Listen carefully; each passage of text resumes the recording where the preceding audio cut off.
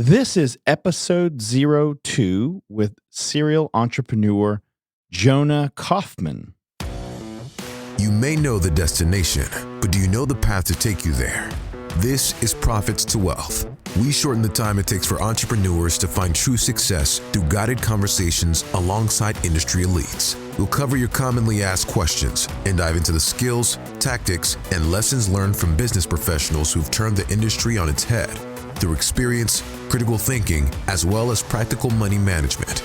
It's time to talk business, money, and freedom with your host, Jack Marino Jr. Benjamin Franklin said, "By failing to prepare, you are preparing to fail." Welcome to Profits to Wealth.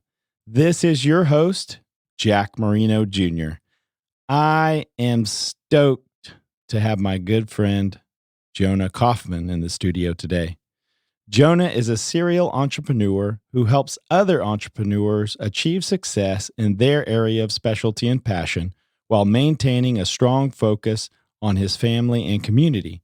He and his wife, Dr. Katie Kaufman, currently own and operate Westlake Eyecare, a multiple location boutique optometry practice serving the Austin, Texas area. They also own a ServPro franchise in San Antonio, Texas, which was recently named the top producing new ServPro franchise in the world. Jonah is a graduate of the University of Texas, Austin, and is a proud Longhorn. This episode was not only inspiring and insightful, but I had a lot of fun doing it as well.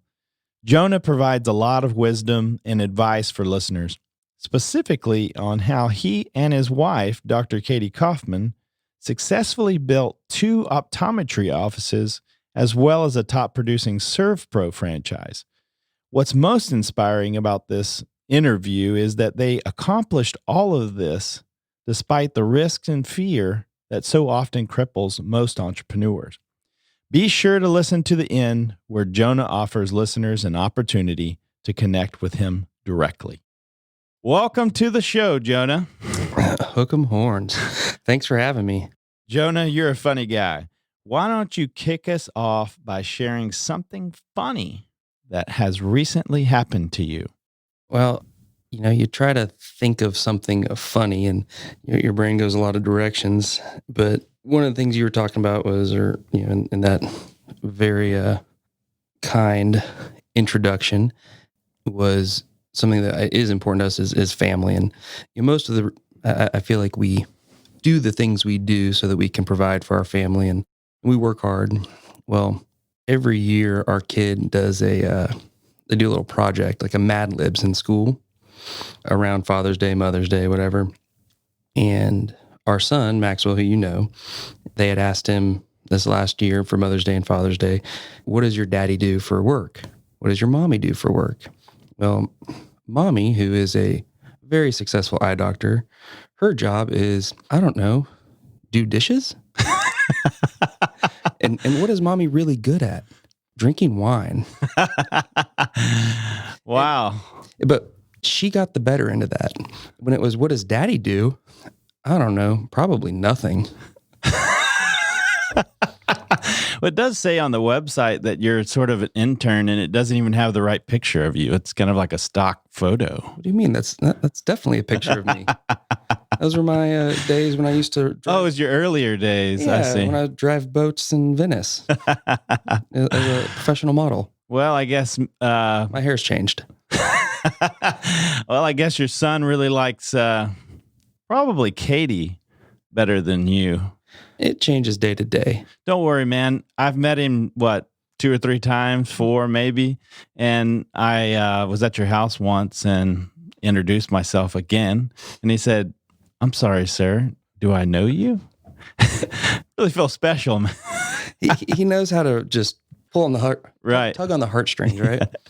Yeah. I'll say at the end of the day, the fact that he doesn't think I do anything, one, kind of sucks.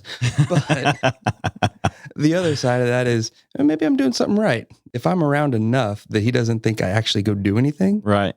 Maybe half that is success. I think that's a good way to spin it. The fact that you're around makes him believe that, Dad, maybe you don't do anything, except for play with me or getting my way, telling me what to do. So yeah, that kid's got it. I say it often. When I die, I want to come back as Maxwell. he's got a good life, doesn't he? God, dog. He doesn't even know it.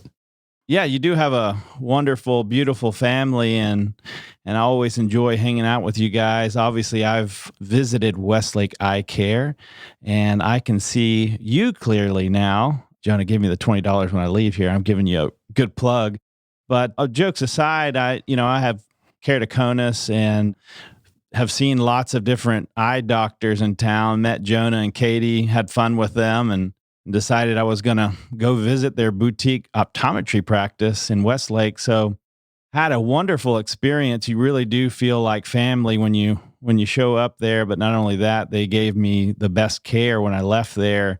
Pretty much saw 2020 and still seeing 2020 now. It's really changed a lot of the things that I can do, and tip my hat to you and Katie for that. What you may want to mention is what you saw before. Terrible? Nothing? I don't know. Yeah, I mean, I think it was probably in that 20, if it actually went that high, like 400. Well, I can just tell you the stock returns for portfolios around here have gone up. There you go. All to do with Westlake Eyecare. That's right. That's right. S&P 500, y'all can thank us. Thank Dr. Katie Kaufman and Jonah. So, well, let's talk about, since we're there, let's talk about Westlake Eyecare. So you got 2 locations servicing the Austin area. So how did we start Westlake Eyecare? So organically, I guess, Katie and I have been together both in life and business since day one. It was 2010. I was working for corporate America and enjoying it. There's a lot of great things that do come with corporate America. There's a nice safety net there. A paycheck. Yes. That's that thing people you come to really like. Yeah, the constant paycheck shows up every 2 weeks. Katie was working, she was finishing up school, her externship. She started working for a large sort of chain practice here in town, and it just didn't really give us what we wanted. I actually left corporate America first, went and joined on with an up-and-coming web dev company. To this day, I actually do believe we had a great product, we had a great team, and we brought something to market that other people weren't at the time. It's something you can find now, but this was 9 years ago. Unfortunately, we had a partner that really we just couldn't rein in. He liked to promise the world, effectively set us up for failure, and it did. It became my first and probably biggest business failure, or failure in business. After that, Katie was working hours that weren't fun, working weekends, things that when we sat back and said, what is it that we want in life? What is it that we went to school for, that she went to medical school for? Is this really what our goal was? And it definitely wasn't. So we said, F it. Let's give it a shot. And we had always hoped to open up a practice. So we knew that Austin was going to be our long-term home. This is where we wanted to put down roots. And we found an area that we knew would be ideal for what we wanted to do. And we started cold. It was Katie and 2 employees. Day one, I think it was November 30th, 2011, the Monday. And we had a patient that day. It was fantastic. We got one. We got a live one. That's awesome. And obviously, there was a family friend who was like, I will be your first patient. But hey, it was a patient. And you paid them. Nice. Well, how long did it take you, or, Katie and yourself, to say, you know what? I don't want to work for someone else. I want to create something of my own. So that was probably, I would say, day one was we want to create something of our own. There was always that fear, right? That fear of, we have a mortgage, we have a car payment, we enjoy eating every day.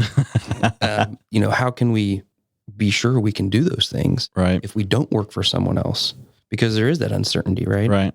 And I think that it took some exterior pressures to push us to that edge. And those were really just the quality of life, right? And let's be clear, it's not that we were living a poor life. I don't think we would get much sympathy. Yeah, I mean, she was making really good income, and I imagine you were doing well too. Right. I mean, we were both making, close to six figures and or above, and living a good life, no kids, just having fun. Right.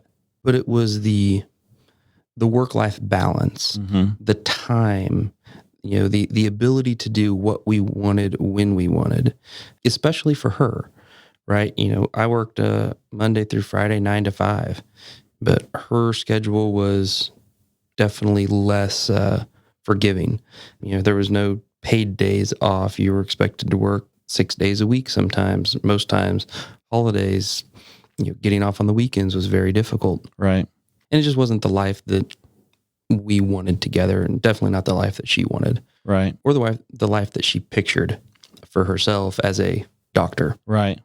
Well, that's awesome. I mean, I think that there's a lot of people out there that, have this dream or idea of being a business owner, creating something out of nothing, but it's that fear and that uncertainty. Uncertainty can be good in some regards. It's that spontaneity that people really like. They like surprises. When you open your birthday present, you don't want to know what you got, right? So uncertainty sometimes is good, but that uncertainty can prevent you from doing great things. I know it has myself as well. And that fear sets in, and it's kind of like you're in this rocking chair going back and forth, expending a lot of energy, but going nowhere. So I always admire entrepreneurs like yourselves that, push through that wall of uncertainty and go to the other side. And you've always obviously, been able to reap the harvest of all that hard work and kind of silence the fear that was sitting on your shoulder. So that's awesome. It was scary, but I also think between the two of us, I don't think there was ever once we decided to move forward, there was never any turning back. Never once did we think this has been a slow month. Maybe we should look at you picking up another job. Maybe I should go do something different. We definitely went into it. We dove in head first before we tested the waters. Yeah, I mean, now mind you, what people also forget when it comes to starting these things is there is a lot of work that you should and need to do before you jump in. A solid business plan can take weeks, if not months, to create. If you're going to do a true market analysis, that takes a long time. That takes a lot of research, finding the right people to put around you. If you're going to hire consultants, making sure they're the right ones. Where are you going to be? How are you going to be? Right. So where did you get that help? I mean, your degree, not that you need a degree in business, but it's not in business. So where did you say, hey, I need to get a business plan and I need to do market research? Because I think that's a really good point. I think most people jump right in to the waters and don't even know what the temperature is. So I have people in my family who are very successful entrepreneurs. I have an uncle who actually teaches entrepreneurship down at Trinity College in San Antonio.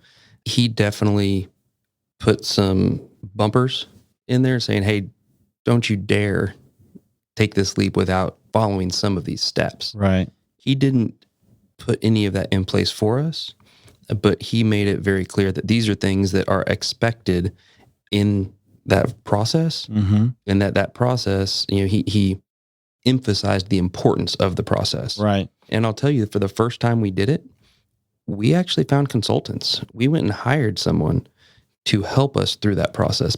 People who had helped multiple, and in fact, they specialized in optometry practices. And we paid them a fee to help us through all of that. And I think we paid $20,000, which when you're starting up and you've got a lot of money. That's a lot of money. Right. That's the best $20,000 I've ever spent my entire life, because it's put us in such a great position of understanding, of knowing what to expect, of being able to go back and say, hey, because we sat down with them and we created a business plan. We created a 5-year pro forma. We had our marketing plans and budgets in place before we started. We had all of our job descriptions in place before we started with an outline of how we wanted to grow. When you have that type of a roadmap, it really helps you see where you're at, where you expected to be, and where you want to be. Now that, let's be clear, that the business plans that we wrote for each iteration of what we've done, I'd say you stick to 20% of that, maybe. Did you hit any of those revenue profit numbers or? Oh, we blew them out of the water. Oh, that's awesome. I mean, every single one of them was crushed. But at least, the best part of that is if you set conservative goals, right, and you have budgets in place, then okay, hey, this felt really slow, but you know what? I only needed to do $10,000 this month because I'm not even expecting myself to be in the black until month 9. Right. I know that I'm going to be operating at a loss for 6 or 9 months or 3 months or whatever the number is. Right. I've created that expectation. So when I look and say, we can celebrate such small victories. When you're month 2, you said, we were supposed to do 6 and we did 7. That's huge. Yeah, you had a lot of momentum going into that. So that helped us a lot. Kind of getting back to what we were talking about, the process of starting a company. Right. Making sure that you understand what that process should be or could be, and at least following through on the steps. Right. Because it makes you think about it more. Right. Well, I mean, that right there tells me that, that's brilliant, because I think when I look back at some of the businesses that Jason and I have been involved in just early on in our wealth management career, I mean, we had obviously some successful people around us, and that was key. But I've also, there were some businesses that we did where we didn't probably spend enough time on that business plan, the market research, as much as we should have done. And I think, looking back personally, we always, we waited too late to invest in ourselves and hire other professionals.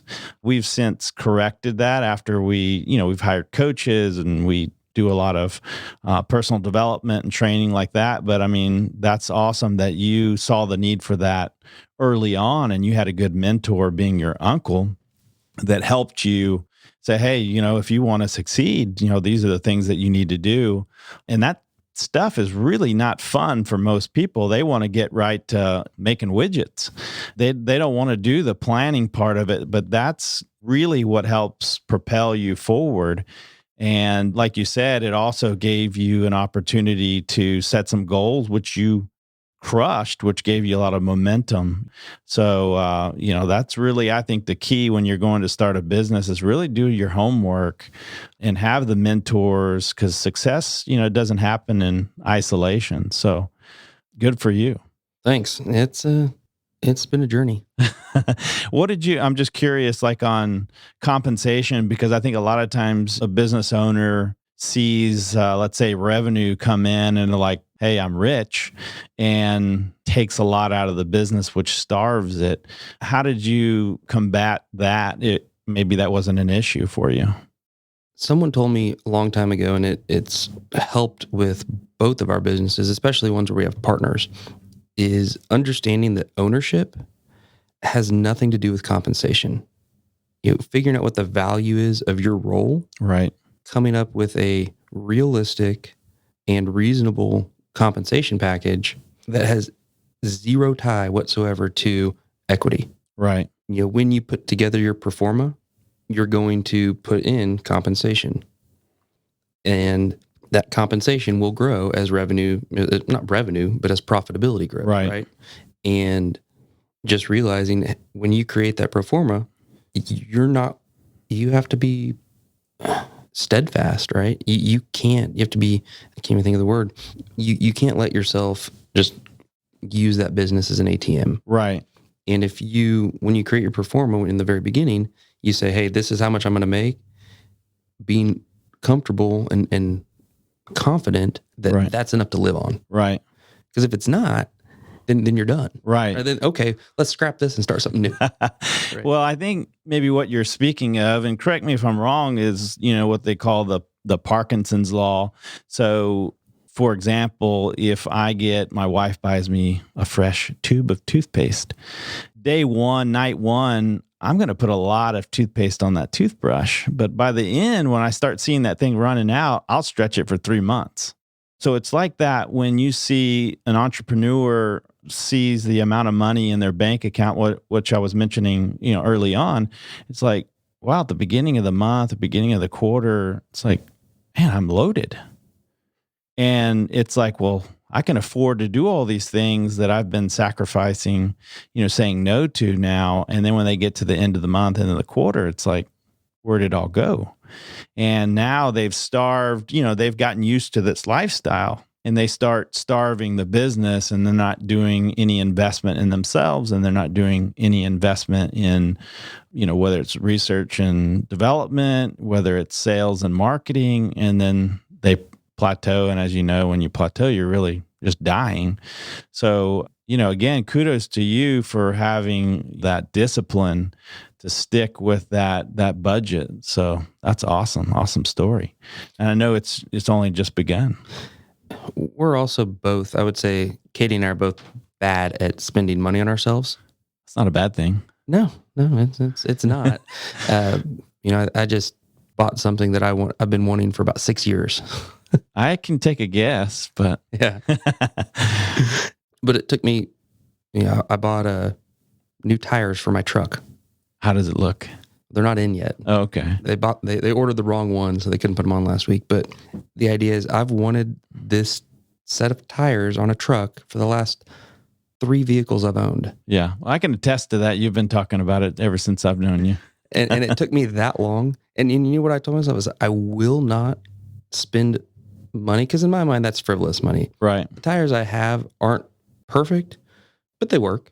Yeah, they're not Maypops, Maypop at any time. Right, but they go down the highway just fine. But I said I cannot spend any additional money on a vehicle right until I have it paid off. Right.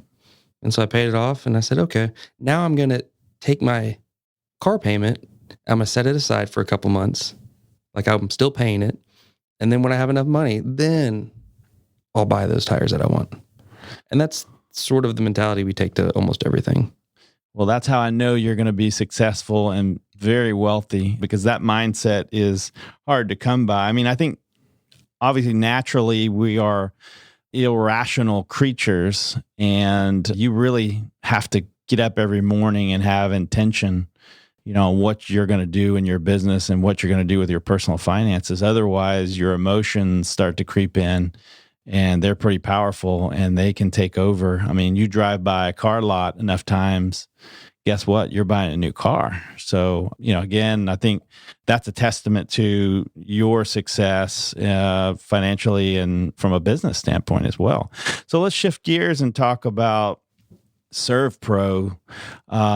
So tell me a little bit about, ServPro. So ServPro is a international franchise now, as of a couple years ago. And it's a restoration mitigation company. So okay. You've seen them, the green trucks that drive around. I have. They clean up after fires and floods and a few other things. And my brother-in-law, name's Jared, Katie's brother, he has been in the restoration business since he was 17.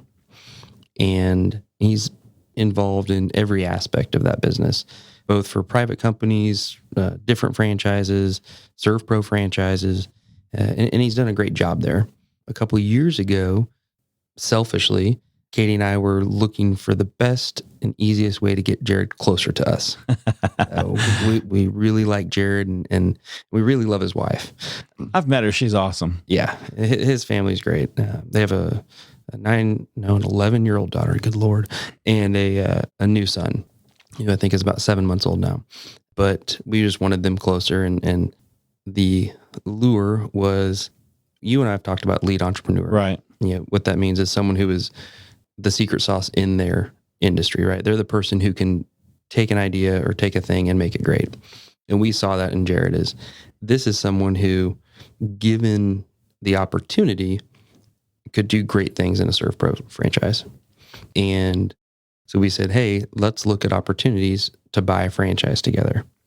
You will be the majority owner. You will be the operator. You'll be on site. We'll provide financing. We'll provide any of that back end structure, support, processes, so on and so forth. And unfortunately, we couldn't find one in Austin. There's nothing available. I know.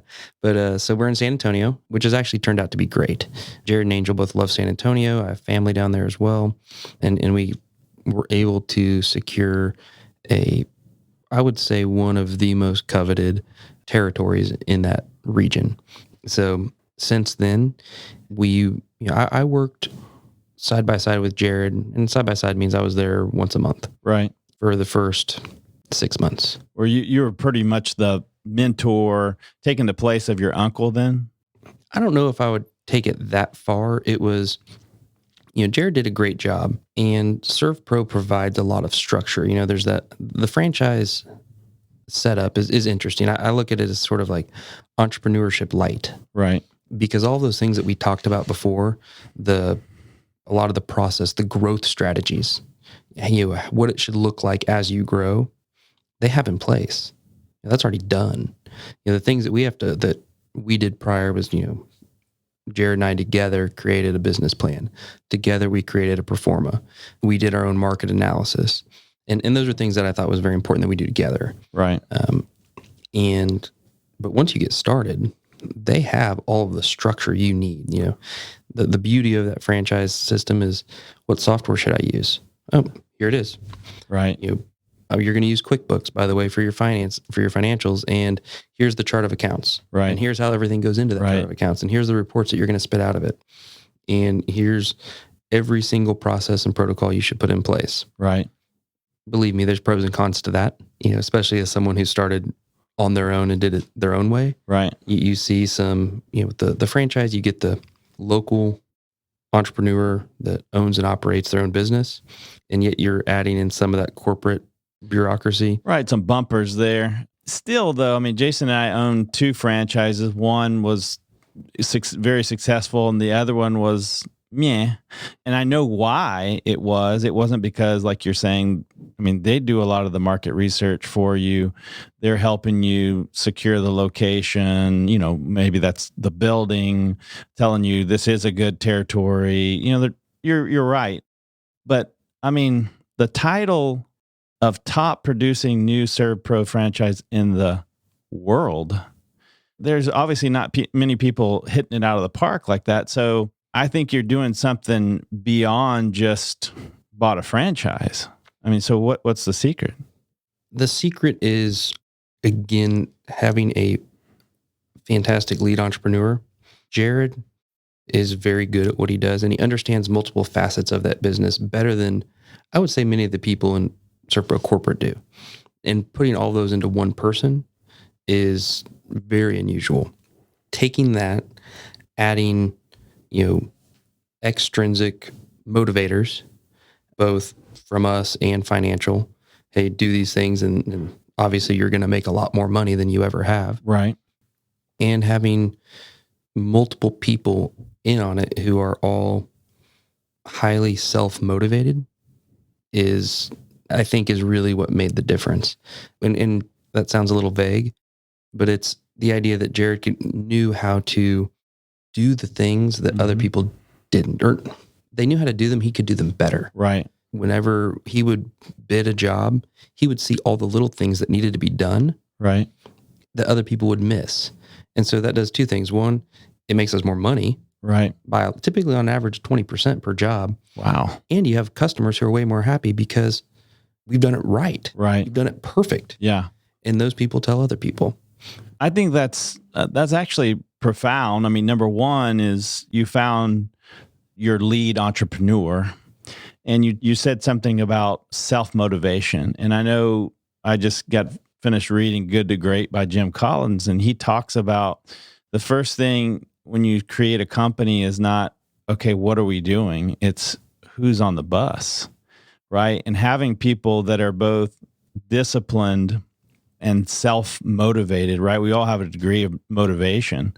But I think that when you find people that, hey, you don't need to micromanage, they're self-disciplined and they have the motivation, even if you have to train them, those are going to be awesome entrepreneurs, employees.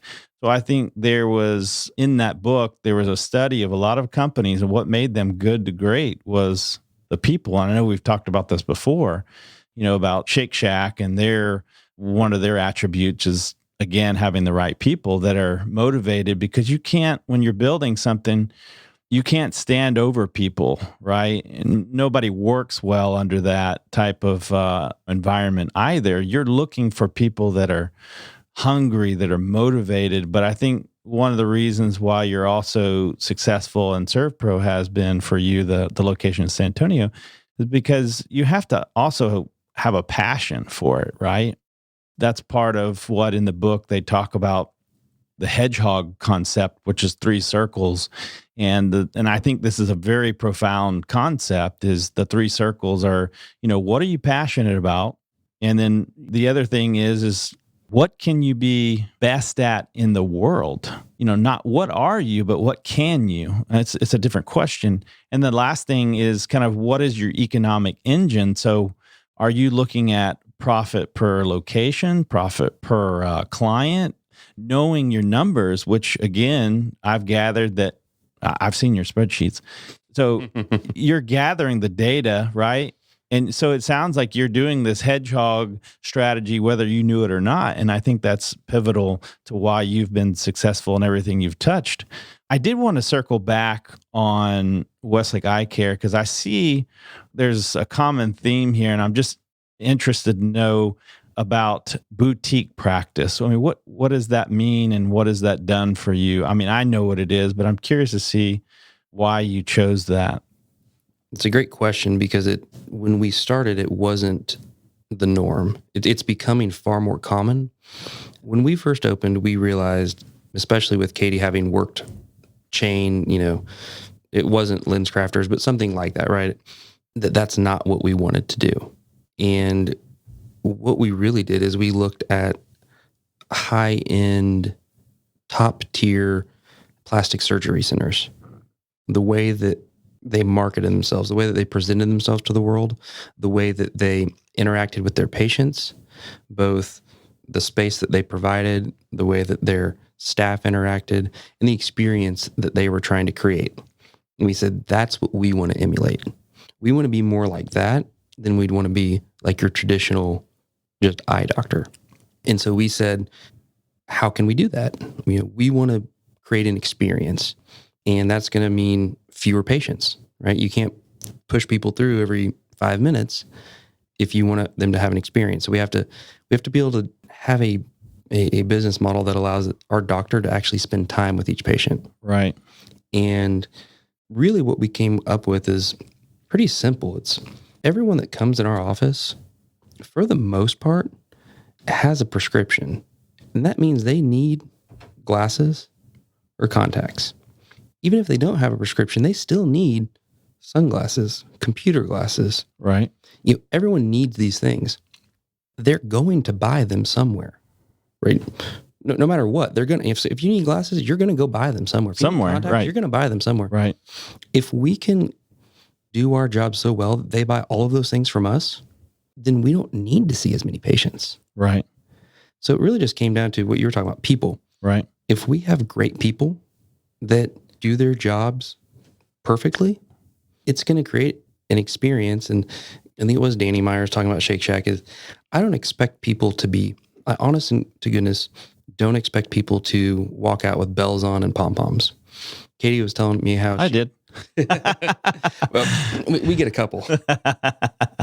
But Katie was telling me how a place she worked a while back, a large practice, a different one, they would say every day, we want to wow our patients. We want them to be wowed. And she said, everyone would look around and be like, we're an eye doctor. How do we wow people? We can do a great job. Right. We can make sure they see really well, but how are we going to wow them? And I think the much better way to look at it is, Danny Meyer is, I want people to walk out and think, that was better than I thought it should or could have been. Right. Okay, that was really good. Right. And then move on with their day. Right. They'll forget about it, but the next time they think about it, yeah, that was good. So when someone says, where should I go to my eye doctor? You know what? I actually had a really good experience at Westlake Eyecare. Dr. Kaufman and her team, I wasn't expecting it to be that good. Right. That to us is a huge success. Yeah, it makes you warm and fuzzy. Yeah. And by doing it that way, by spending more time with every patient, we can create that experience. One thing that I think we do amazingly well is we build a relationship with almost every patient. I mean, there's some that you're not going to, but the majority of our patients, our staff knows, and we want to see their entire family. We see the wife, the husband, the kids. And we've had some that, for the last 9 years, they started out as a 8-year-old in our office, and now they're an 18-year-old. Right. About to go off to college. Right. I mean, that's a pretty neat thing to do. Yeah, and you can't do that. I mean, as more businesses are kind of combating the online movement and away from relationships, I mean, if you don't have that relational aspect, you may, not necessarily in your business, but some aspects of your business may get impacted because, I mean, we see the commercials. We can buy almost everything on Amazon or some kind of startup, that we won't talk about, that we can buy glasses online, but it's not about that, right? And maybe some people it is, but like what I tell, Jason and I talk about, and all of our consultants, we talk about, look, this airplane only holds a certain amount of people. And if we've got someone riding here and there, never getting off at their destination, at some point I've got to talk to them and say, look, you aren't suited for this plane. We need to get you off, and because someone else wants on. So it's about, I love that what you're doing, because you're focusing on the right thing. You're focusing on the people, right? Instead of focusing on how can we just spit out as many patients as possible? How can we just sell as many glasses with the most profitability? It's more about the people, right? Because at the end of the day, you figured it out. The experience, the relationships is what's going to keep people coming back. It doesn't matter if they have to pay a little bit more for it, right? For the right customer, if that's important to them, they're going to pay that extra. It holds value. Right, exactly. Well, that's awesome. So thanks for explaining that. I was just kind of curious about the boutique aspect. Now it all makes sense. Just curious, you talked about a lot of success. You talked about early failure with your first venture. I mean, what would you say the biggest challenge is been so far? So the biggest challenge is actually an easy one for me to remember, because it was an interesting set of events. It actually was right when we started ServPro. So we started ServPro in January of 2017. My daughter was born in January 2017. And then to give you an idea, about 14 months before that, so just over a year prior, we had opened up a second office for Westlake Eyecare, which was, in my estimation, a little bit more frightening than the first because it was a cold open. We weren't buying an existing practice or buying business, and we had to hire an entire staff, including a doctor. So when we opened the first one, we didn't have that 6-figure salary for a doctor out the gate. Right. This one we did. So there's that. Then we opened Q4 of 2015. Then middle of 2016, we bought our home, which was a bit of a jump from our prior house, but put us much closer to where we work. Commute was getting insane, as anyone in Austin listening will know. Right. We live in our cars. And then, so fast forward to January 2017, just over a year into a new office, 6 months into a new house, where I'm having to travel to Tennessee to ServPro headquarters to take part in the new franchise training program, which, because I was at the time the majority owner on paper, I was required to do. So I had to leave 9 days after my daughter was born. That was, already a little bit stressful, but we're putting a bunch of money into this new ServPro, everything else I just mentioned. And day 4 that I'm in Tennessee, so I was there for I think 15 days or something, I get a call. I had been, for the past 3 years, I'd been helping run a local PEO, which is like outsourced HR. Right. And been doing that for a while, and probably grown that by about 3 to 4 X over those 3 years, and was counting on that. That was my primary source of income. I was probably 10 to 20% involved in Westlake Eyecare at this point. 5 days into this trip to Tennessee, I get a call from the CEO of the company, and he says, "Hey, our CFO turns out I got a call. He's been embezzling money for the past 6 years." That's never a good thing. No. And the money he's been embezzling was all of the payroll taxes that were due to the IRS from all of our clients, to the tune of about $16 million. Wow. That's unforgivable right there. So effectively, it's okay. Not only has he been taking money, but he's taking money that's owed. Right. And it's owed to people that don't forget. Yeah. They don't just beat your kneecaps.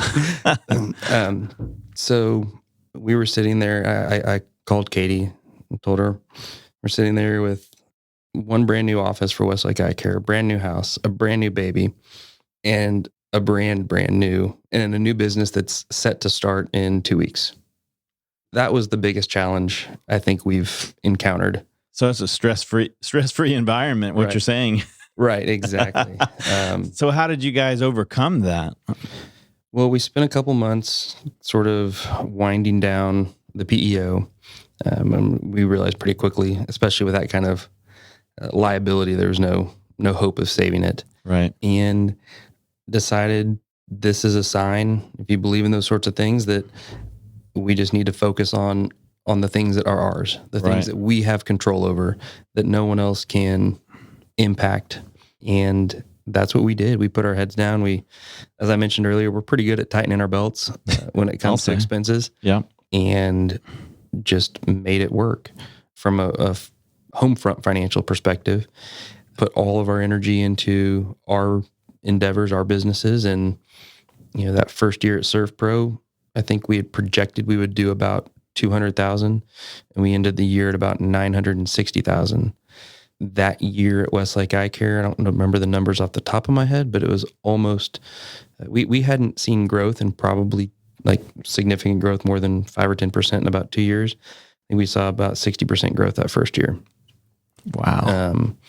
Just really putting focus on the things that mattered. Right. I mean, that's key, right? I mean, where your focus goes, your energy flows. And I mean, you could have focused on this mounting obstacle in front of you, and instead you focused on the goal, right? And that's another, I think, key attribute to your success is that, every successful entrepreneur that I've ever met has that grit, that fortitude that says, you know what, we can call it resolve even, I'm going to go through, I'm going to go over, under, whatever I need to do. And these little hiccups, if you will, aren't going to stop me because they're coming, right? If you're riding on a high tide right now, just wait. And I'm not a pessimist. I'm just know that, yeah, right. It's just, it doesn't stay summer all 12 months, right? It changes. So I think that just because you're doing really well doesn't mean there's going to be some little dry season that happens or something that's going to challenge you. So again, I think that's another attribute to your success. Well, and let me also just throw this out there, is that the people around me, the people in my life, make a huge difference. I mean, I can tell you that when I decided to leave corporate America and that every 2-week paycheck, right, Katie was fully supportive, scared, but supportive. And when we said we're going to open up a business, and she said, "This is what I really want to do," I said, "I am with you 100%. Every time we've come up against a challenge, having someone in your corner that you trust wholly is critical. And it's something that I know not everyone has. Right. And I understand that I'm lucky, and I acknowledge that. Yeah. I mean, that is key. I mean, you've heard the quote, you're the average of the 5 people you surround yourself with. My mom used to tell me that a long time ago, and I was like, yeah, right. I've got enough willpower to say no, but I mean, it's much more than that. I mean, it's like the frog in boiling water. He doesn't know he's boiling until he's dead, I mean, so I think having the right people around you is key. So it just sounds like you've hit every one of the check boxes that I've seen for being successful. And, you can call it divine intervention or whatever you want to call it. I think that's awesome.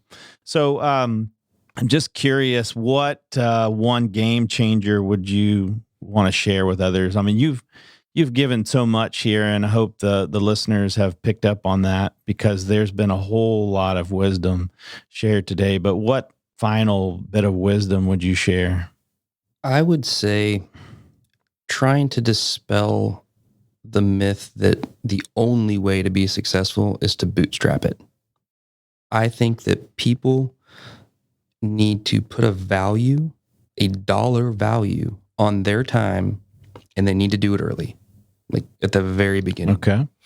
One of the things that I attribute to our success is that as we've grown, we constantly take things away from anyone who is in a revenue generating position, to where they are solely focused on their revenue generating position. Mm-hmm. I can tell you that Katie has never done payroll, because why would she? Right. She's an eye doctor. And you know what her time is worth? We said from day one, her time to me is worth $200 an hour. Right. So you need to put a dollar value on your time. And anytime you say, you know what, I'm not going to give this up. I need to do this. I need to be the one that does the books. Right. Because I can't pay that person $200. And then you can look and say, well, okay, it's going to take me 4 hours to do it. I should be generating, let's say $200 an hour for a simple number. So that's $800 is my opportunity cost. Right. And it's going to cost me $200 to give him. Right. It's a no-brainer. But so many people just say, oh, if I do it, it's free. Right. But time, it's a great equalizer. We only get 24 hours every day. I think, delegate to elevate is huge. And you figured that out early. Honestly, it took us a while, not to figure it out, but to really finally say, you know what, it's short-term pain to delegate, right? Because number one, you got to train somebody, and that takes away from your PQO, prolific quality output, or whatever you want to call it. But it also is trusting someone. And I think you have to trust them that they're going to do as good a job as you would, if not better, right? And sometimes that's hard to do, right? Because it's your baby. This is your business. Will they treat it the same way? But the only way, as you've discovered early, is to get to the next level. You have to delegate. And if this doctor's billing out at $200 an hour, right, they can't be doing payroll. Not to say that payroll is beneath them, but it doesn't make sense economically. There's somebody out there that loves payroll. I'd like to meet them, but that, hey, I love doing this kind of work, and they only require X, which is actually less than the $200. So yeah, that's awesome advice. Just finding the right people for their different roles. Right. The one thing I've also noticed is most entrepreneurs, especially in healthcare, if you've got a doctor or a lawyer or a CPA, or especially in those professional engineer, it doesn't matter. Most of their lives, they've been the smartest person in the room. And they've had people tell them their entire life, you can do anything. Anything you put your mind to, you can do it. And guess what? They probably can. Right. That doesn't mean they should. That's true. Going back to what we just said, their time is typically more valuable generating revenue. Right. And by the way, say you're in the widget business and you're the key salesperson. You own the business and you're selling the widgets. How many widgets could you sell in the 2 hours that you were learning how to do payroll? Right. And then doing it. Right. Exactly. You're really sacrificing the top line. So that's a key point. What are you excited about? I mean, next year, 2020, you're in the vision business. I mean, it's got to be a good year for you. What is exciting about next year for you? I think right now there's definitely plenty of room for growth. Right. What we are looking at now are ways to optimize, truly start to fine tune what we do.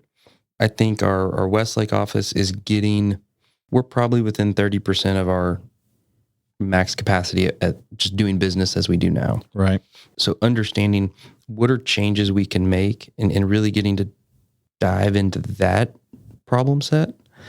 What are changes we can make that will allow us to grow without compromising the experience? Right. And that before it's always been, okay, I need more patience. We need to have a fully booked schedule. We need to have really good people. We need to, they were fairly simple solutions to identify, maybe not to actually execute on, but the solution itself wasn't terribly difficult to identify.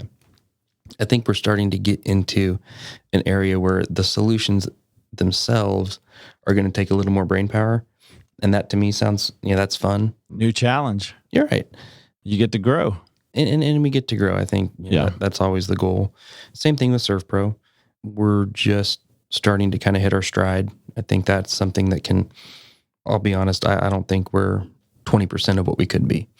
And then, there's the things out there that we just don't know about yet that I'm excited. I know there's going to be something that pops up. Right. Someone said that it's the intersection of capital and opportunity. Right. That we're going to find that next big thing. Right. And I'm excited for that. And then, on a personal level, I've got a 5-year-old. He's always up to this. And he keeps you busy. He does keep us busy. Yeah. Well, I know that opportunity is going to find you. You've been obviously diligent in your businesses and obviously today with your time. And I appreciate that. I want to make sure that as we go and we part ways today, that the listeners can find you. And that could be maybe someone's looking for that boutique eye care to replace their current provider. Could also be maybe an entrepreneur out there that is what you call that lead entrepreneur that has this great idea, has a potential, but maybe needs some capital or someone to help them that maybe you guys want to partner. So I think there's a lot of listeners out there that would want to connect with you. So how would they do that? The eye care is easy. It's Westlake Eyecare. You can find us at westlakeeyecare.com. That one's fairly simple. You can call and ask any question. Our team is happy to help whenever and however they can. To contact me personally, I'm guessing our contact information can be put on the... Yeah, we'll put it in the show notes. We want the red phone, though. We want the direct line. We don't want the gatekeeper because they're pretty good. Well, what you'll have is my direct email, which is pretty simple. It's firstname.lastname@gmail. I try to keep it simple. Yeah. KISS. There's a benefit to being an early adopter to Gmail. I see. You just get your name. Not like 2034567, Niner. Yeah, at gmail.com. Well, Jonah, thank you again for sharing your story. And you really left us with a lot of wisdom and good advice today. And I'm going to look forward to seeing, your continued success and what you're up to in the new year. Thanks for having me. I look forward to seeing that too. Hopefully I'll be back in a couple of years and be telling you about some new great things. Absolutely. Well, take care, Jonah. All right. Thanks, Jack.